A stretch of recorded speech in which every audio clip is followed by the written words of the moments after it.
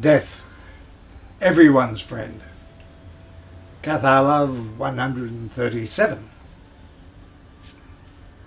Now death, I say, is everyone's friend.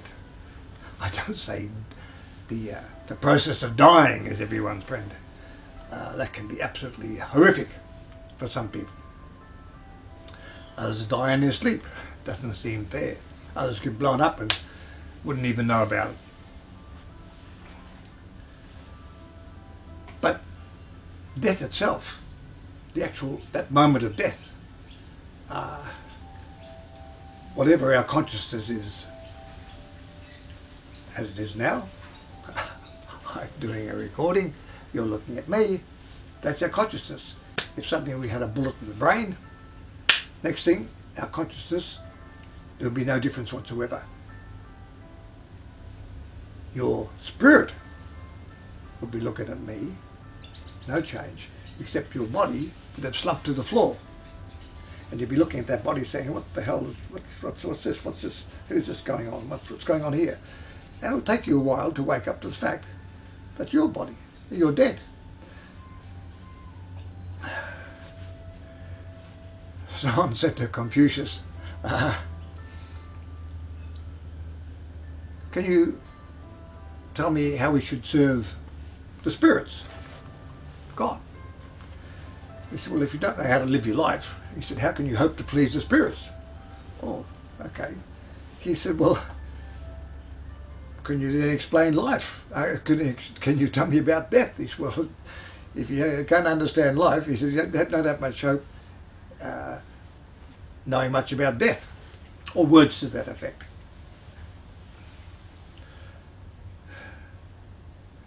The thing is that really most of us,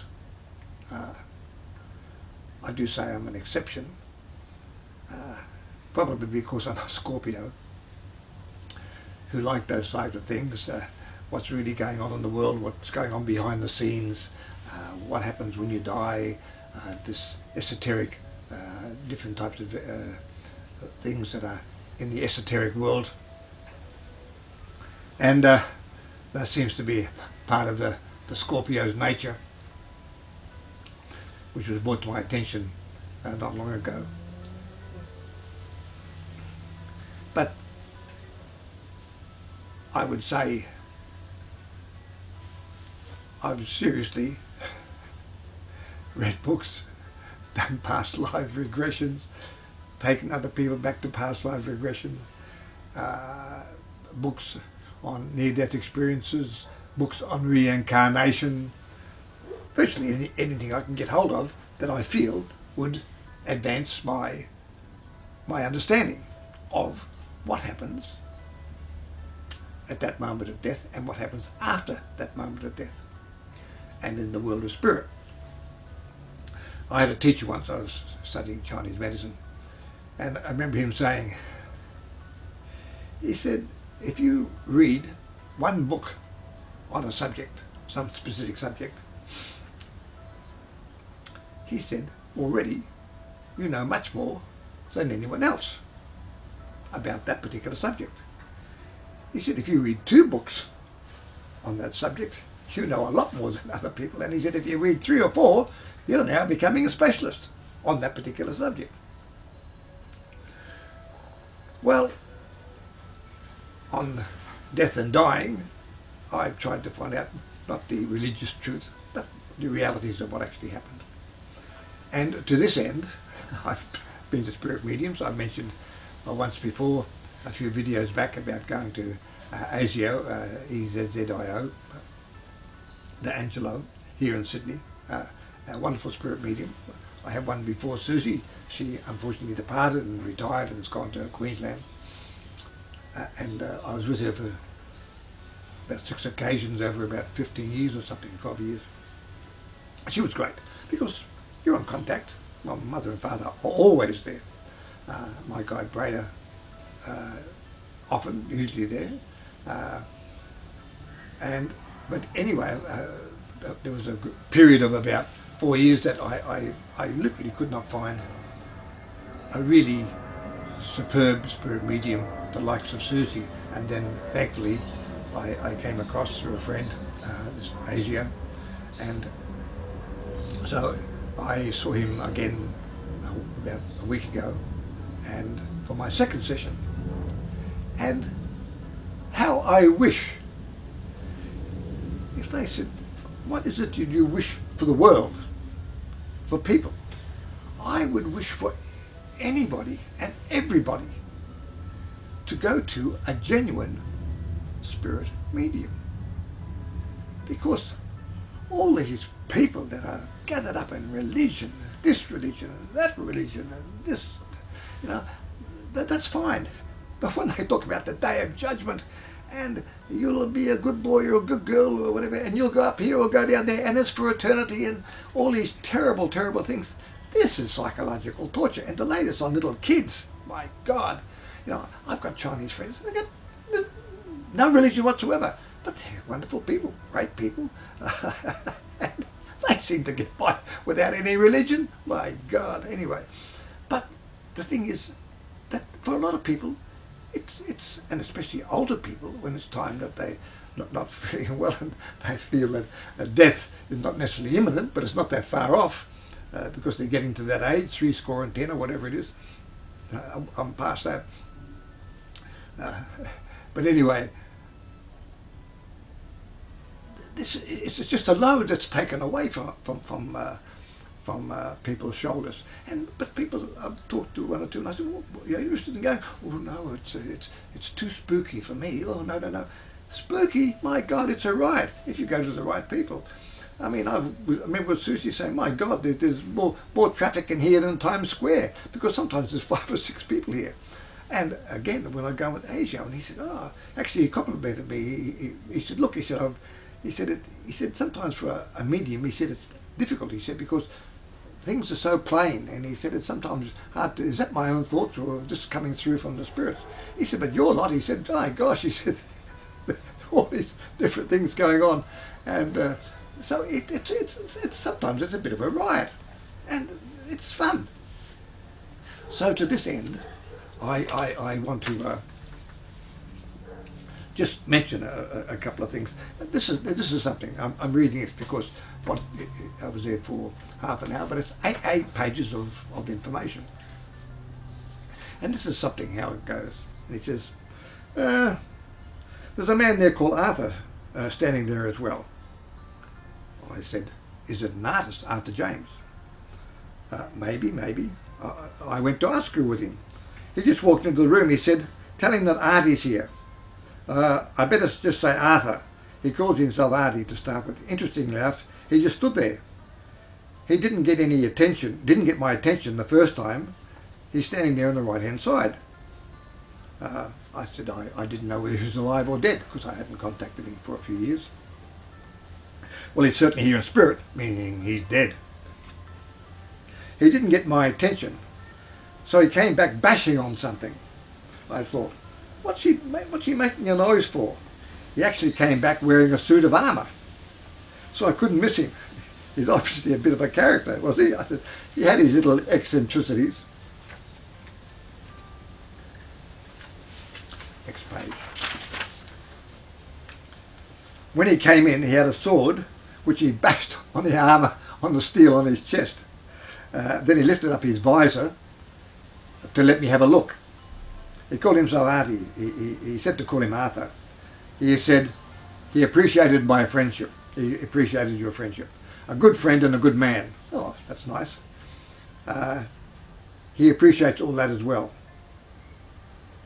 So there you are. This is hardly spooky. So the guy come on. There's a few people there, and he wanted to get attention. So he comes walking in with a suit of armour, bashing a sword on his chest.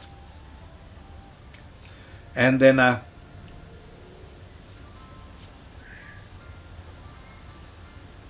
then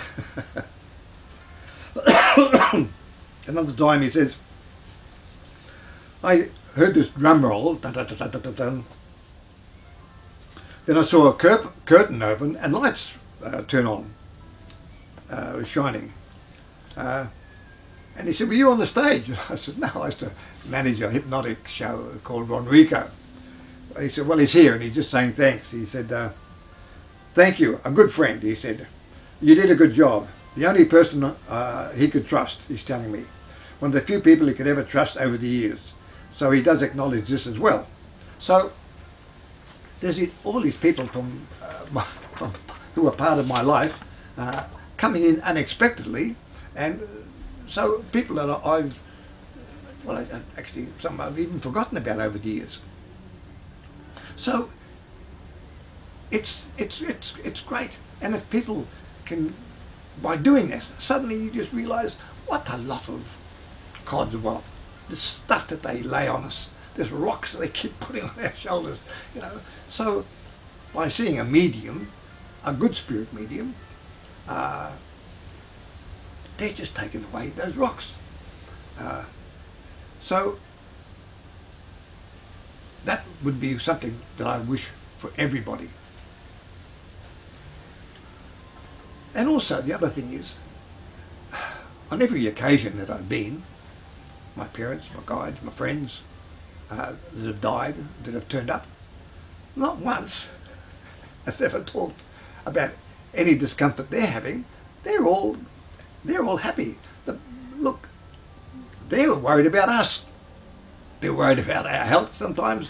My mother, who died before there was computers, and she's telling me to get a new computer, because if you don't get a new computer, this one you've got's going to crash. That was a few years ago. She told me to keep out of a certain vehicle, SKS 604 or something, because, which I forgot about, and that had an accident. And I realised it. It was a real friend of mine at the time, and I looked at it and I went, oh my God, that's SKS. She said a silver hatchback. Again, no hatchbacks before she died. So they're keeping up with the Joneses. They're keeping up with us. What's going on in the world of spirit? So it's a delightful place. There's music there. There's colour there. There's gardens. And the thing about being light or energy, which they are, in fact, we're beings of light, as well as the Cathars recognise. Cathars called ourselves the children of light, because deep within us, in our soul or beyond our soul, there's light. There's beings of light. And Henri de Nabours, who wrote the books, the Cathar Codex and the dialogues, and he keeps saying, turn into the light, turn inwards to the light. I do, but I can't say I've actually seen the light yet, so I'm still working on it. But I have no doubt that there we are beings of light, and we are internally, how far in I don't know, light as well, because light is energy. But in the world of spirit, it's a world of light, beings of light, if you like. So I've been away,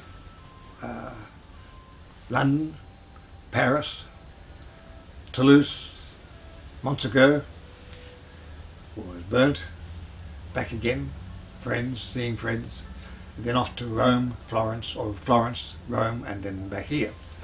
And before I went away, they said that I was told by Gulabart de Castro, he was the head bishop of the Cathars before he died, and he said it'll be very good for your karmic research. So when I saw ASIO this time, he said they were told that as far as they were concerned, I ticked the boxes. So the things that they wanted me to see and find out and to discover, that actually happened. And they're odd things, but I searched around because I'm looking for any research, not so much in France, but more in Italy, because in France it's fairly widely written down, because the reason being is because the folios of the Inquisition, when the Inquisition was in France, all those folios, all those records of the Inquisition are held there in the folios in Toulouse, which people, students, it's open to them. Whereas in Rome, the records of the Inquisition, they're verboten, they're shut. No, keep away from that. So information on the Cathars, the heretics in general, and Cathars in particular, is very hard to come by in Italy. So I searching around, and I found a couple, and one is just called Ereticae, and I'll just put that to the camera. There's a few people burning there on the front.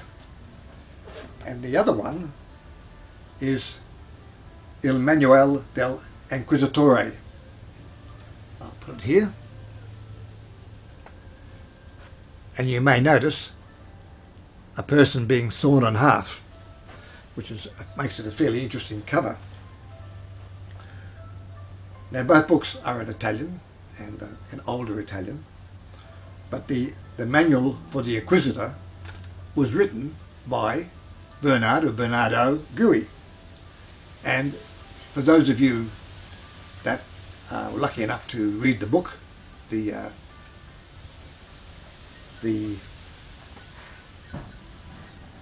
Name of the Rose, or saw the film with Sean Connery, The Name of the Rose. Both, one's a great read and the other's a great movie. But in that, there is the head inquisitor, which comes to this abbey to investigate a murder. Or Sean Connery was there to investigate a murder as an English monk, and but Bernard Gui went there as an inquisitor, and so he's but he is the person who wrote this book. And it's interesting, on the inside it says Nota informativa, pardon my Italian, generale, not for general publication. And it's a book on the interrogation and torture of heretics. So already having to translate it into English, which is slow going, but it's very interesting indeed. So I'll tell you more about that. So these are some of the things that I was looking for, and some of the things that came across, and some of the things that obviously my guides are interested in me discovering. So I was talking to Ezio, the spirit medium, and we're just talking about living, but also he's also a Scorpio, and we're talking about being involved with the world of spirit, guides. With him, mainly, most people who go to see him are people, someone's died, and someone in the family's died, and they just want to know about it, and so they pop in to see him, and he can tell you what's going on. In my case, I'm more interested in connecting with my guides and what's going on in past things. I have no cares about the future, but I'm really interested in trying to find out things that we are unaware of, or there's not ready information about the past, especially to do with the Cathars. But anyway, I said I feel as we go through life that it's like having a foot in both worlds, you know. Someone said a radical is a person who's with both feet planted firmly in the air. Well, I feel that sometimes we're walking with a foot in both worlds, which was, by the way, a title of a book by Arthur Gurdon, who wrote about the Cathars.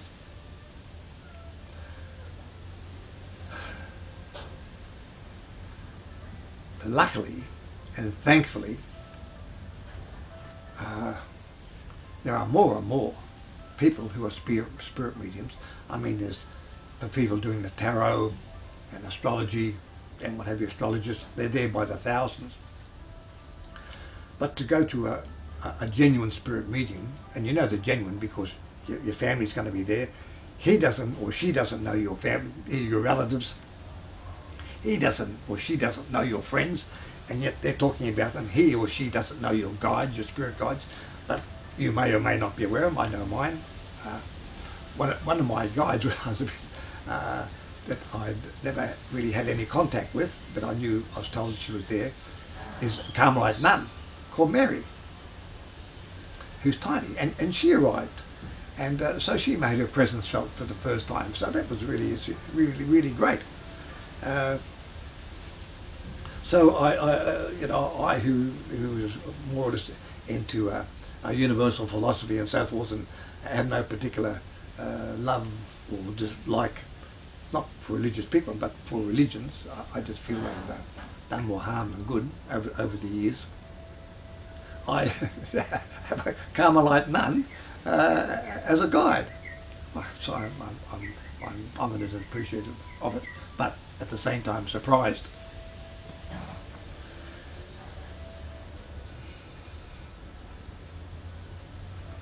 The other thing is,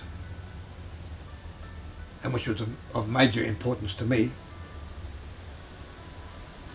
was while I was over in Montsegur, in a hotel, Le Pellerin, a small hotel, I met some people there,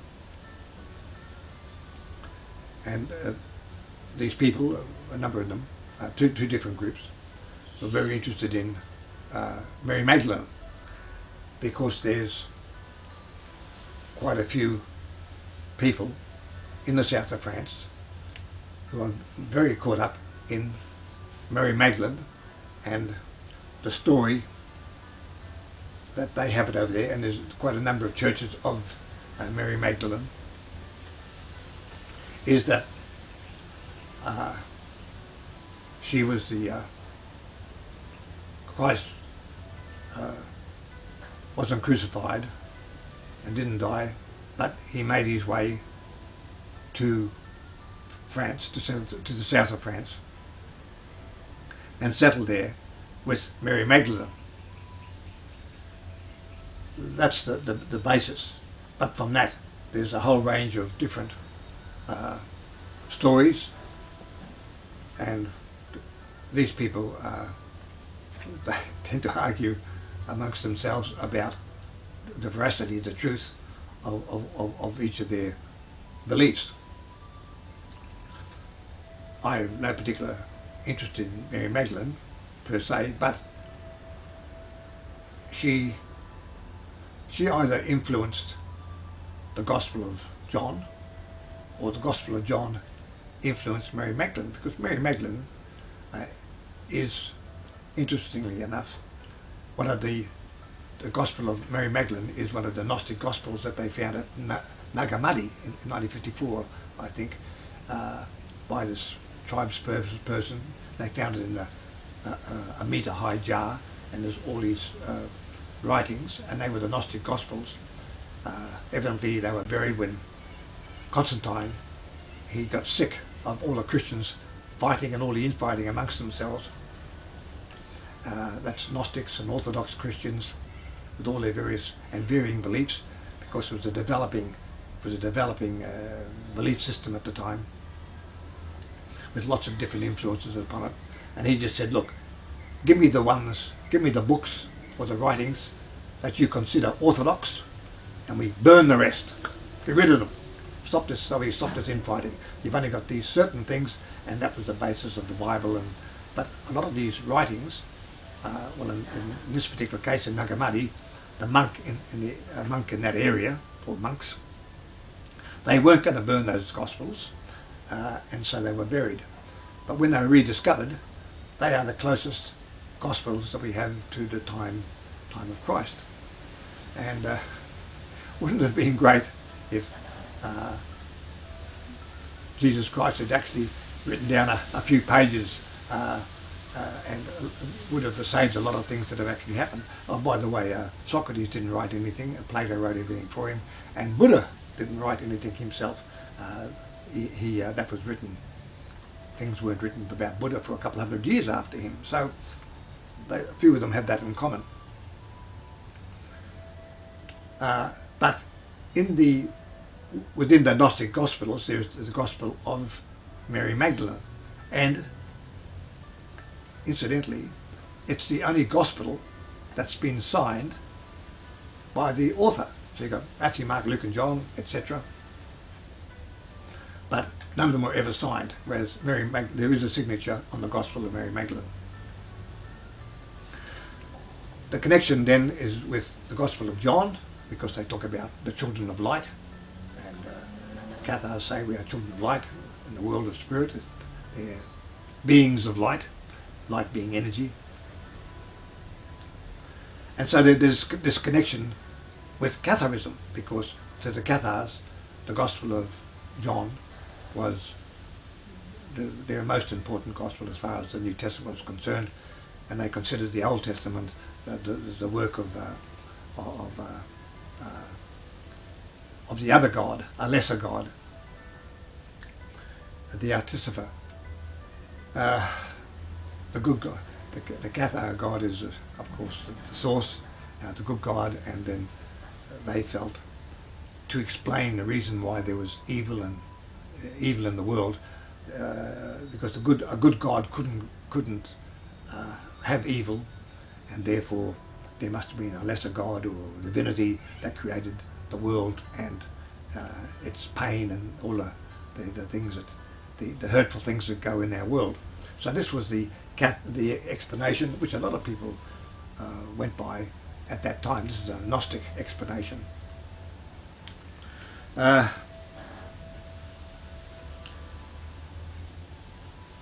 So part of that group, we went on a walk and were taken to a field, and this field, because there's dissension, argumentation, debate over the actual area where the 220 Cathars were burnt at Montsegur. Obviously, we know they were marched down, they were walked down in bare feet, and only a shift on them from Montsegur, taken down a path, and at the bottom there was everything was arranged for them to be burnt, 220, and the actual place where they say at the moment that they were burnt, which is at the base of Montsegur, if you ever get there. But when you think about the fact that there were how many, few thousand soldiers, retinues, hangers-on, and when they burn a couple of hundred Cathars or more, so they burned up to 400 at a time, it's a spectacle. The church wants to put on a spectacle, which they did. It's not every day you roast Cathars, but there's no way in the field that they say they could be done that you could have thousands of people watching the spectacle.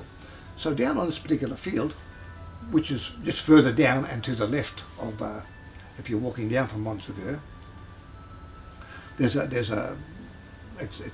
an open field, cattle are grazing, but it's a natural amphitheatre.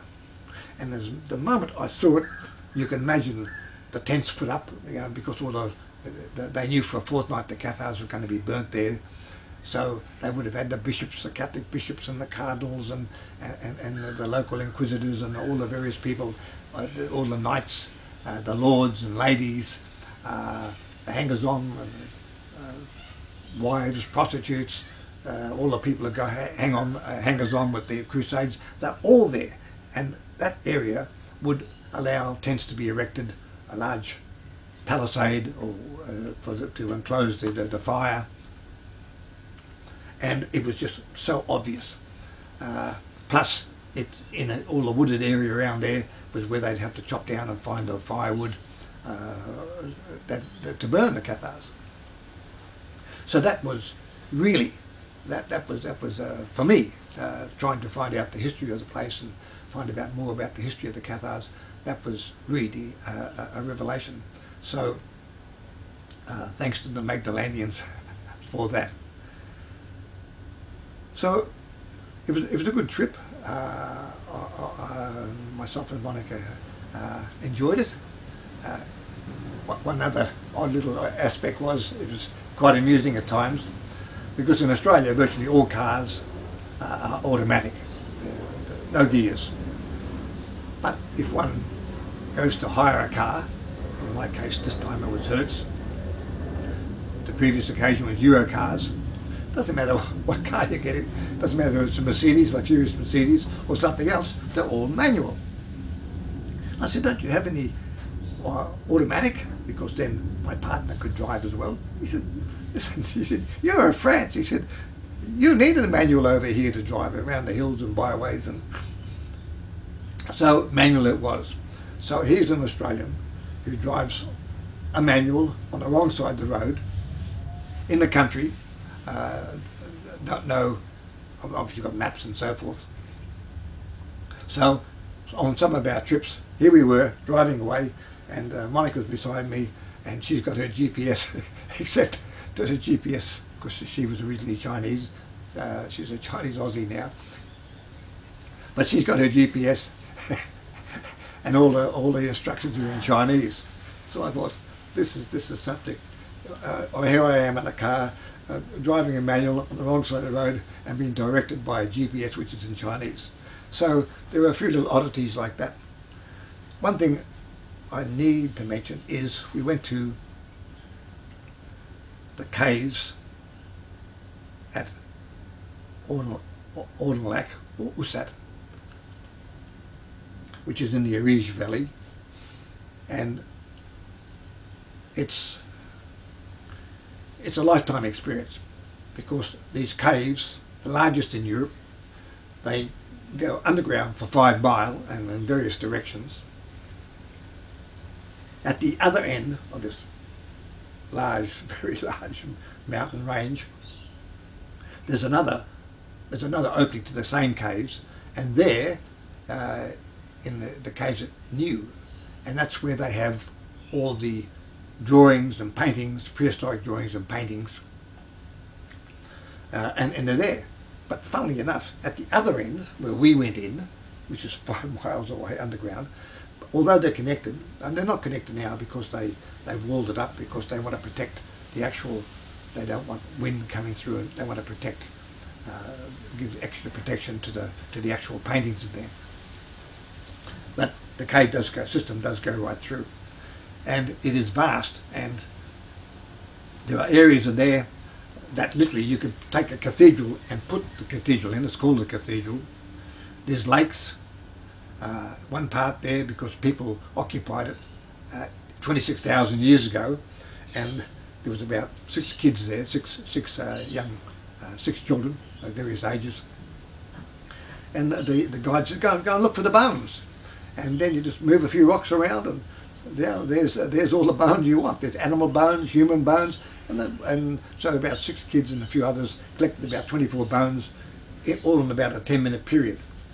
And these are just laying around, people who lived there during the last 26,000 years. It's very interesting, and it's also there, I need to mention, fact or fiction. There's various people with various agendas, so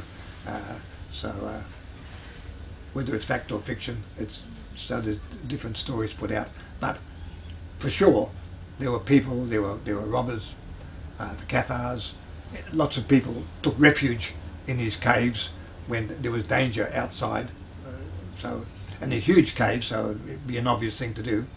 But as you go in the caves, there's a series of, well, it just went up and up and up, rocks, literally the height of a 6-story building.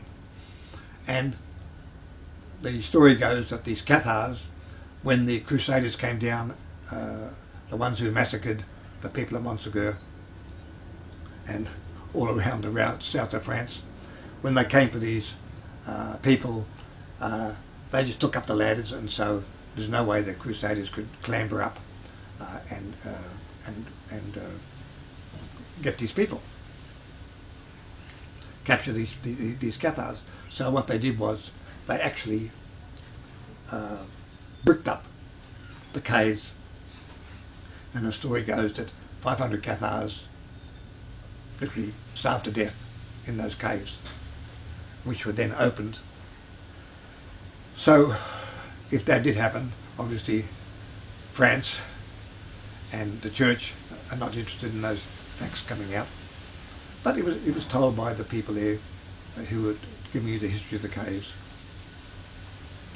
So if you ever do get to the south of France, and you do head down to the Pyrenees, and you're heading towards Montségur, please, if you have the chance, do go on to the caves at Lombrives, because it's certainly an amazing experience.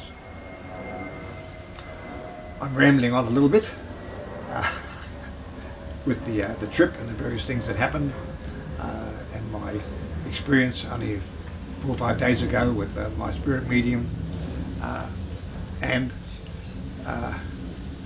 if they're somewhat disjointed and disconnected, my apologies, but I'll finish. And